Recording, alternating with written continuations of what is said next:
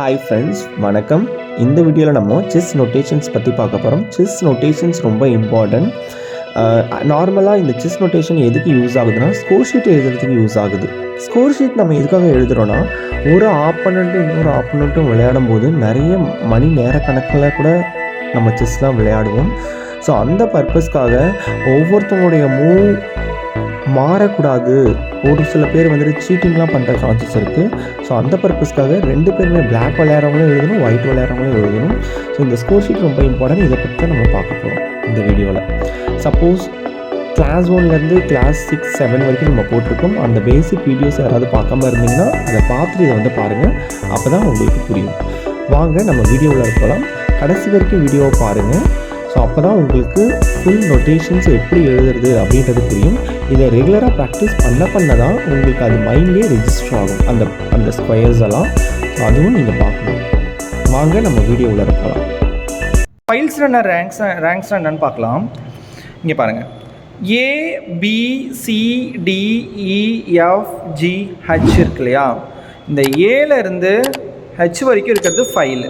இங்கே பாருங்கள், இதை எப்படி சொல்லுவாங்கன்னா A file, B file, C file, D file, E file, F file, G file, H ஃபைல்னு சொல்லுவாங்க. அதுக்கப்புறம் 1லேருந்து 8 வரைக்கும் இருக்கிறது ரேங்க்கு. ஸோ இந்த மாதிரி ஹரிசாண்டலாக போகுது இல்லையா, இதுதான் ரேங்க்கு. இந்த ஃபைல் எல்லாமே ரேங்க் தான். 3rd rank, 4th rank, 5th rank, 6th rank, 7th rank, 8th rank, அது வரைக்கும் இருக்கும். சரிங்களா? ஃபஸ்ட்டு ஃபைல்னா என்னென்னு, ரேங்க்னா என்னென்னு பார்த்துருக்கோம். அதாவது வெர்டிக்கலாக இருக்கிறது ஃபைலு, ஹரிசாண்டலாக இருக்கிறது ரேங்க்கு. சரிங்க. இதுக்கப்புறம் நீங்கள் பார்க்க வேண்டியது, ஒவ்வொரு ஸ்கொயருக்கும் ஒரு பேர் இருக்குங்க. இங்கே பாருங்கள், இப்போது இந்த இதெல்லாம் பான் இங்கே இருக்குன்னு வச்சுப்போமே, இந்த ஸ்கொயர் பானோ ஏதோ ஒரு காயின் இப்போ இந்த இடத்துல இருக்குன்னா, இதை பாருங்க, இதுக்கு நேராக என்ன இருக்குதுன்னு பார்க்கணும், D இருக்குது. இதுக்கு நேராக என்ன இருக்குதுன்னு பார்க்கணும், 4 இருக்குது. அப்போ இந்த ஸ்கொயரினுடைய பேர் D4, இதனுடைய பேர் D4 அப்படின்னு அர்த்தம். அப்போ இங்கே இருக்கிறது, இங்கே பாருங்கள், E இருக்குது, இது E5 அப்படின்னு சொல்லணும். சரி, இங்கே இருக்கிறதுக்கு இங்கே பாருங்கள், C இருக்குது, C6 அப்படின்னு சொல்லணும். ஸோ இங்கே இருக்கிறதுக்கு இங்கே பாருங்கள், என்ன ரேங்க்கு, என்ன ஃபைல்னு பாருங்கள், E ஃபைலு. ஸோ எத்தனை ரேங்க்கு, 8th ரேங்க்கு. ஸோ அப்போ E8ன்னு சொல்லணும். ஸோ இந்த மாதிரி தான் நீங்கள் சொல்லணும். ஒன்று சொல்கிறேன், இதுக்கு ட்ரை பண்ணுங்கள். இதுக்கு என்ன நீங்கள் சொல்லுங்கள் பார்க்கலாம், G5 அப்படின்னு நீங்கள் சொல்லணும். சரி, இப்போது ஒவ்வொரு காயினுக்கும் ஒவ்வொரு பேர் நம்ம வைக்கணும். சரிங்களா? அந்த பேர் பற்றி நம்ம பார்க்க போகிறோம். ஃபஸ்ட்டு நம்ம கிங்கு. இப்போ இந்த கிங் இருக்கு இல்லையா, இந்த கிங்குக்கு நம்ம எழுதுகிறப்போ இதனுடைய இனிஷியல் பேர் சொல்லிட்டு தான் பக்கத்தில் அந்தந்த ஸ்கொயர்னுடைய நேம் எழுதுவோம். ஃபார் எக்ஸாம்பிள், இது பேர் கிங் இல்லையா, இதுக்கு கேன்னு ஸ்டார்ட் ஆகுதா, KNG கிங் தானே ஸ்டார்ட் ஆகுது. ஸோ அப்போ கே போட்டுட்டு எந்த செல்லில் இருக்கோ, எந்த ஸ்கொயரில் இருக்கோ அதோடைய நேம் எழுதணும். ஃபார் எக்ஸாம்பிள், கிங் B4 அப்படின்னு அர்த்தம். இங்கே பாருங்கள், B இருக்குது, 4 இருக்குது. So king B4. ஸோ அப்போ கேபிட்டல் K B4 அப்படின்னு அர்த்தம். சரிங்களா? நெக்ஸ்ட்டு குயினுடைய Q தான். சரிங்களா? Qன்னு நம்ம சொல்வோம். ஸோ இதுக்கு கேபிட்டல் Q போட்டுட்டு இங்கே பாருங்கள், இப்போ சப்போஸ் இங்கே இருக்குன்னா Q A3, குயின் A3 அப்படின்னு அர்த்தம், கேபிட்டல் Q. அதுக்கப்புறம் ரூக்கு. ஸோ ரூக்குக்கு நம்ம என்ன சொல்வோம், இந்த ரூக்குக்கு இப்போ இங்கே இருக்குன்னு வச்சுப்போமே, ரூக்குனாலே R தான். So capital R. So RD5 அப்படின்னு சொல்லணும், RD5, ரூக் D5 அப்படின்னு அர்த்தம். So next bishop. So bishop பொறுத்தளவுக்கு பின்னு தான் நம்ம சொல்லுவோம். ஸோ இங்கே பாருங்கள், இங்கே வச்சுக்கலாம். So capital B D6. So BD6 அப்படின்னு சொல்லுவோம். ஸோ எல்லாமே அப்படி தான், அதே மாதிரியே தான் நம்ம நோட் பண்ணிக்கணும். அதுக்கப்புறம் வந்துட்டு நைட்டு. ஸோ நைட்டு பார்த்திங்கன்னா இங்கே பாருங்க, ஸோ நைட் பார்த்திங்கன்னா KNIGH தான் வரும். ஆனால் நம்ம நைட்டுக்கு N தான் சொல்லுவோம். சரிங்களா? ஏன்னா கிங்குக்கு நம்ம ஆல்ரெடி யூஸ் பண்ணதுனால ஸோ நைட்டுக்கு N சொல்லுவோம். ஸோ அப்போது நைட், இப்போ இங்கே இருக்கிற நைட்டு இங்கே போகுதுன்னு வச்சுப்போம். ஸோ அப்போது நைட் F3. சரிங்களா? நைட் எங்கே போகுதோ அந்த கட்டத்தை நம்ம சொல்லணும். ஸோ நைட் F3 அப்படின்னு சொல்லணும். சரி, இதே மாதிரியே தான் பிளாக்கு, இதே மாதிரியே தான் ஒயிட்டுக்கு நம்ம சொல்கிறோம். இதுக்கப்புறம் இந்த கட்டங்கள் வந்துட்டு எங்கேருந்து பான் ஒன்று இருக்குது, இந்த பானையும் தெரிஞ்சுக்கோங்க. பானுக்கு எப்படின்னா, இப்போ இங்கே இருக்குன்னா இங்கே இருக்கிற பான் இங்கே போகுதுன்னா இதுக்கு வந்துட்டு பி அப்படிலாம் சொல்லக்கூடாதுங்க. ஸோ இந்த பானுக்கு எப்படி சொல்லணும்னா பேர் கிடையாது, ஜஸ்ட்டு இப்போ இங்கேருந்து இது மூவ் ஆகுது, ஒரு கட்டம் மூவ் ஆகுதுன்னா A3ன்னு எழுதணும். அப்படி இங்கேருந்து 2 கட்டம் மூவ் ஆகுதுன்னா A4ன்னு எழுதணும். ஸோ அதே தான் ஒவ்வொரு பானுக்கும் பொருந்தும்.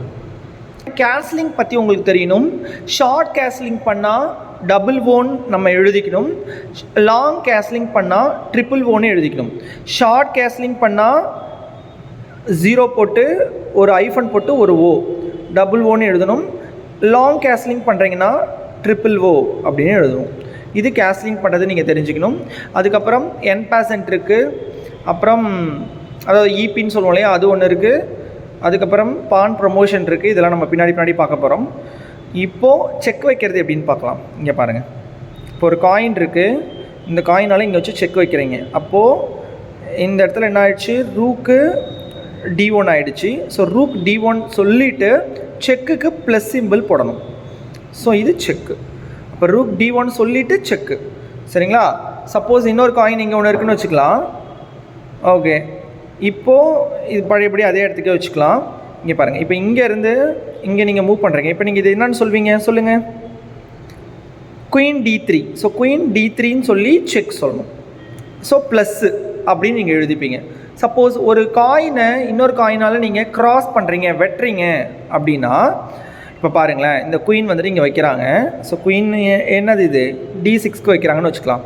இப்போ நான் குயினை நான் என்ன பண்ணுறேன், இந்த குயினுடைய ஃபஸ்ட்டு இனிஷியல் மட்டும்தான் சொல்ல போகிறேன். ஆனால் இதை குயின் இன்டூ போடணும். க்ராஸ் பண்ணணும்னா இன்டூ சொல்லணும். ஸோ குயின் இன்டூ இந்த இடத்துல அதனுடைய இதை போடணும், D6, குயின் இன்டூ D6, அவ்வளோதான். வேறு எதுவுமே இதெல்லாம் நீங்கள் மென்ஷன் பண்ண அவசியம் இல்லை. வெட்டுற காயின் எதுவும் மென்ஷன் பண்ண அவசியம் கிடையாது. ஜஸ்ட் இதை மட்டும் போட்டால் போதும். இப்போ இவங்க வெட்டுறாங்க, இவங்க எப்படி சொல்லுவாங்க இந்த பாருங்கள். ஸோ இப்போ நான் குயின் இன்டூ D6 ப்ளஸ் போடுவேன். அதுக்கப்புறம் இவங்க என்ன பண்ணுறாங்கன்னு பாருங்கள், rook into R into D6, அவ்வளோதான். ஆர் இன்டூ D6, அவ்வளோதான். அவங்க செக்கெல்லாம் எதுவுமே கிடையாது, சரிங்களா? ஸோ அது மாதிரி தான் சொல்லணும். சப்போஸ் நான் இப்போது நைட்டை இங்கே வைக்கிறேன், இங்கே என்ன சொல்லணும், நைட் E4, சரிங்களா? இப்போ அவங்க இங்கே வராங்க, இங்கேருந்து இங்கே வந்து செக்குன்றாங்க அப்படின்னா என்ன பண்ணணும், இதுக்கு என்னதுங்க, ரூக்கால் செக்குன்றாங்க. அப்போ ரூக் D2 ப்ளஸ் போடணும். ஸோ நீங்கள் கிங்கின்ட்டு அடிக்கிறீங்க. ஸோ K இன்டூ D2 இப்படி விளாடணும். சும்மா நான் ஒரு இதுக்காக சொல்கிறேன், இந்த மூமெண்ட்டுக்காக சும்மா எப்படி பண்ணணும் அப்படின்றதுக்காக சொல்லி காமிக்கிறேன். ஓகே, இப்போ நம்ம வந்துட்டு வெட்டுறது எப்படின்னு பார்த்தோம், கேப்சர் பண்ணுறது எப்படின்னு பார்த்தோம், செக் வைக்கிறது எப்படின்னு பார்த்தோம். இதுக்கப்புறம் ஸ்பெஷல்லாம் இருக்குது, நம்ம அதையும் பார்க்க போகிறோம். இங்கே பாருங்கள், பான் ப்ரொமோஷன் எப்படி ஆகுறதுன்றதை பார்க்கலாம். அதை நம்ம எப்படி எந்த குறியில் நம்ம சொல்லணுன்றதை பார்க்கலாம். நார்மலாக இங்கே B இருக்குது. ஸோ B8க்கு போகுது. ஸோ இந்த B8 இங்கே என்ன பண்ணணும், ஒரு குயினோ இல்லை ஏதோ ஒன்று வைக்கிறேன். நான் இப்போதைக்கு குயின் வச்சுக்கிறேன். ஸோ அப்போ நம்ம என்ன பண்ணோம்னா B8 equal to Q, queen எடுக்கிறோம் இல்லையா? ஸோ அதனால் B8க்கு போயிட்டு அதுக்கப்புறம் குயின் எடுக்கிறோம். ஸோ அதனால் ஈக்குவல் டு Q அப்படின்னு போடுறோம். ஸோ அதே மாதிரியே சப்போஸ் இந்த காயின் இங்கே இருக்குது, ஓகேவா? இப்போ இங்கே வேறு ஏதாவது நான் இது இருக்குது, இப்படி வெட்டிடுறேன். இப்போ நான் என்ன பண்ண போகிறேன், ஒயிட் ப்ளே. ஸோ இப்போ இந்த இடத்துல B cross C8 equal to quinoa இல்லை ரூக்கோ இது வேணாலும் போடலாம். நமக்கு என்ன வேணுமோ அதை மட்டும் போட்டுக்கலாம். ஸோ அப்போ இதுதான் வந்துட்டு பான் ப்ரொமோஷனை நம்ம பண்ணுறதை நீங்கள் தெரிஞ்சுக்கணும். ஓகே, நெக்ஸ்ட்டு நம்ம பார்க்க வேண்டியது என்பேசன்ட் பார்க்கலாம். ஸோ இப்போ பிளாக் டு மூவ் வச்சுக்கலாம். என்பேசன்ட் பண்ணுறாங்க. ஆக்சுவலாக என்பேசன்ட் பண்ணும்போது இங்கே பாருங்கள், இவங்க என்ன பண்ணுறாங்க, டபுள் ஸ்டெப் மூவ் பண்ணுவாங்க. இது வந்து C5க்கு மூவ் பண்ணுறாங்க. ஸோ இவங்க B இன்டூ C6 விளையாடிட்டு பக்கத்துலேயே EP, ஸ்மால் EPன்னு போட்டு இதை எடுத்துக்கணும், சரிங்களா? ஸோ B இன்டூ C6 போட்டுட்டு ஸ்மால் EPன்றதை போட்டுக்கணும். ஸோ இதுதான் வந்துட்டு என்பேசன்ட் பண்ணுறது. இதுக்கப்புறம் செக்மேட் எப்படி பண்ணுறது, அதை எப்படி மூவ் பண்ணுறது அப்படின்றத நம்ம பார்க்கலாம். இந்த பொசிஷன் பாருங்கள், ஒயிட் டு ப்ளே. ஸோ இப்போது செக்மேட் பண்ண போகிறோம். இப்போ குயினை வந்துட்டு இங்கே பாருங்கள் A7க்கு வச்சு செக்மேட் பண்ணுறீங்க. ஸோ அப்போ எப்படி எழுதணும், queen A7. So queen A7 செக்மேட்டுக்கு ஹேஷ் சிம்பிளை போடணும். அவ்வளோதான். கடைசியாக முடிஞ்சு போச்சுன்னா ஹேஷ் சிம்பிளை போடணும். ஸோ இதுக்கப்புறம் சப்போஸ் ஒரு மேட்ச் வந்துட்டு ஒயிட் வின் பண்ணுறாங்கன்னா 1 போட்டுட்டு மைனஸ் போட்டு 0, பிளாக் வந்துட்டு 0ன்னு போடுவாங்க. சப்போஸ் பிளாக் வின் பண்ணுறாங்கன்னா 0 - 1 அப்படின்னு போடுவோம் நம்மளுடைய அந்த வின்னிங் பாயிண்ட்டை நம்ம நோட் பண்ணும்போது கடைசியாக ஸ்கோர் ஷீட்டில். அதுக்கப்புறம் 2 பேருமே ட்ரானா 1/2 - 1/2 இப்படி தான் நம்ம நோட் பண்ணுவோங்க.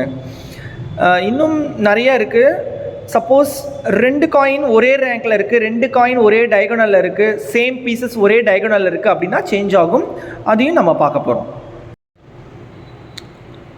ஸோ 2 பீசஸ் ஒரே ரேங்கில் இருக்குங்க. ஒரே ரேங்கில் இருந்தாலும் சரி, ஒரே டயகனலில் இருந்தாலும் சரி, ஒரே ஃபைலில் இருந்தாலும் சரி, இது எப்படி நம்ம சொல்லணும்னா இங்கே பாருங்கள். இப்போ நான் வந்துட்டு இந்த காயின் மூவ் பண்ணுறேன்னா ரூக் ஏ D1 அப்படி தான் சொல்லணும். சப்போஸ் இங்கே நான் மூவ் பண்ண போகிறேன், இந்த ரூக்கை வந்துட்டு இங்கே மூவ் பண்ண போகிறேன்னா ரூக் இ D1ன்னு சொல்லணும். அப்போ தான் வந்துட்டு ஒரே ரேங்கில் நம்ம எந்த பீஸ் எடுத்தோம் அப்படின்றது நமக்கு தெரியும். ஸோ இந்த மாதிரி தான் மூவ் பண்ணணும். இந்த மாதிரி நிறைய எக்ஸாம்பிள் சொல்லிக்கிட்டே போகலாம். பட் நமக்கு லென்த்தாக போகிறதுனால நான் இதோட முடிக்கிறேன். இது வரைக்கும் நம்ம செஸ் நோட்டேஷன்ஸ் பற்றி பார்த்தோம். செஸ் நோட்டேஷன்ஸ் மெயினாக இப்போ நீங்கள் ட்ராலாம் ஏதாவது கிளைம் பண்ணிங்கன்னா கண்டிப்பாக நீங்கள் இது எழுதியிருக்கணும், ஸ்கோர் ஷீட் எழுதியிருக்கணும். இல்லைன்னா உங்களால் அந்த ட்ராவெல்லாம் கிளைம் பண்ண முடியாது. ஆர்பிட்டர் வந்து அதுதான் ஃபஸ்ட்டு கேட்பாங்க. ஸோ அதனால் நீங்கள் செஸ் நோட்டேஷன்ஸை தெரிஞ்சுக்கோங்க. செஸ் நோட்டேஷன்ஸ் தெரிஞ்சால் தான் அடுத்தடுத்து செஸ்ஸில் ஷைன் ஆக முடியும். ஸோ இது ரிப்பீட்டடாக சொல்லி பார்க்குறப்ப தான் வரும். எடுத்தோடனே 1 நாள் 2 நாளெல்லாம் இது வராது. அதனால் அது ரிப்பீட்டடாக கேட்டு அதை சொல்லி மூவ் பண்ணுங்கள், எழுதி ப்ளே பண்ணுங்கள், அப்போ வரும். ஸோ நம்மளுடைய வீடியோவுக்கு நீங்கள் புதுசாக இருக்கீங்கன்னா சப்ஸ்கிரைப் பண்ணி பாருங்கள். பிடிச்சிருந்தால் லைக் பண்ணுங்கள், ஷேர் பண்ணுங்கள், கமெண்ட் பண்ணுங்கள்.